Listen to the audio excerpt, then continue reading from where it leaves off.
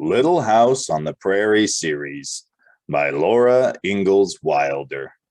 Book 4, On the Banks of Plum Creek. Chapter 11, Runaway. All that long, quiet afternoon they stayed in the dugout. The cattle did not come back to the haystacks. Slowly the sun went down to the western sky. Soon it would be time to meet the cattle at the big gray rock, and Laura and Mary wished that Pa and Ma would come home. Again and again they went up the path to look for the wagon. At last they sat waiting with Jack on the grassy top of their house. The lower the sun went, the more attentive Jack's ears were. Often he and Laura stood up to look at the edge of the sky where the wagon had gone, though they could see it just as well when they were sitting down. Finally, Jack turned one ear that way, then the other. Then he looked up at Laura, and a waggle went from his neck to his stubby tail. The wagon was coming. They all stood and watched till it came out of the prairie. Then Laura saw the oxen, and Ma and Carrie on the wagon seat. She jumped up and down, swinging her sunbonnet and shouting, "They're coming! They're coming! They're coming awful fast," Mary said. Laura was still. She heard the wagon rattling loudly. Pete and Bright were coming very fast. They were running. They were running away. The wagon came bumpety banging and bouncing.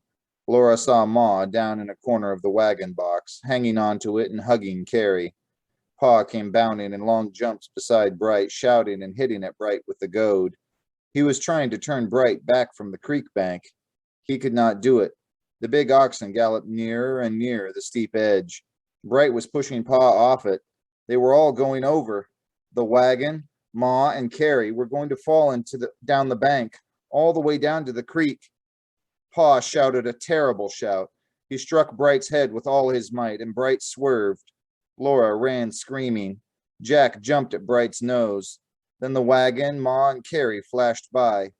Bright crashed against the stable, and suddenly everything was still. Pa ran after the wagon, and Laura ran behind him. "Whoa, Bright! Whoa, Pete!" Pa said. He held on to the wagon box and looked at Ma. "We're all right, Charles," Ma said.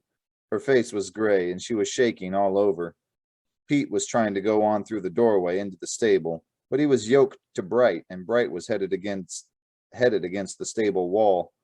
Pa lifted Ma and Carrie out of the wagon, and Ma said, "Don't cry, Carrie. See, we're all right." Carrie's pink dress was torn down the front.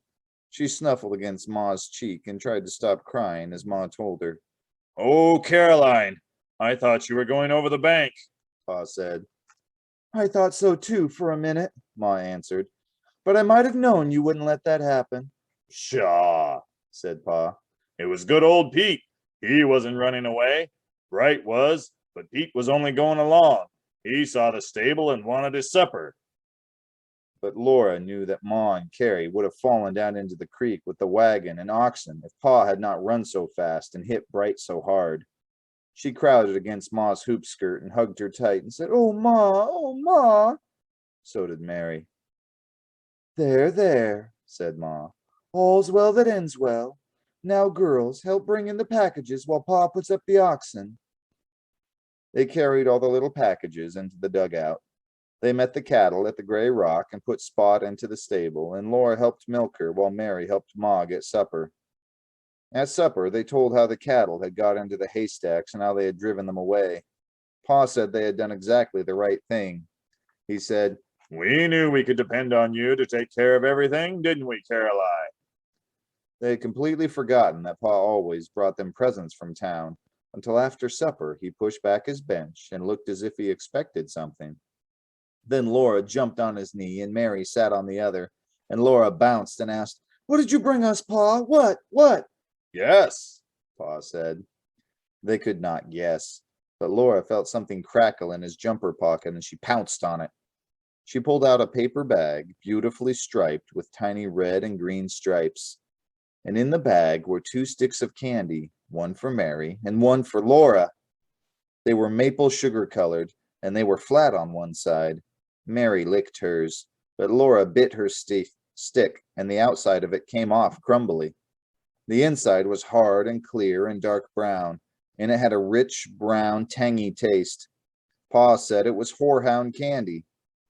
After the dishes were done, Laura and Mary each took her stick of candy, and they sat on Pa's knees outside the door in the cool dusk. Ma sat just inside the dugout, humming to Carrie in her arms. The creek was talking to itself under the yellow willows.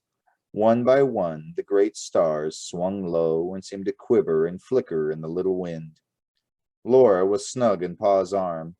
His beard softly tickled her cheek, and the delicious candy taste melted on her tongue. After a while, she said, "Pa?" What, little half-pint? Pa's voice asked against her hair. "I think I like wolves better than cattle," she said. Cattle are more useful, Laura, Pa said. Laura thought about that a while. Then she said, "Anyway, I like wolves better." She was not contradicting. She was only saying what she thought. Well, Laura, we're going to have a good team of horses before long, Pa said. She knew when that would be. It would be when they had a wheat crop.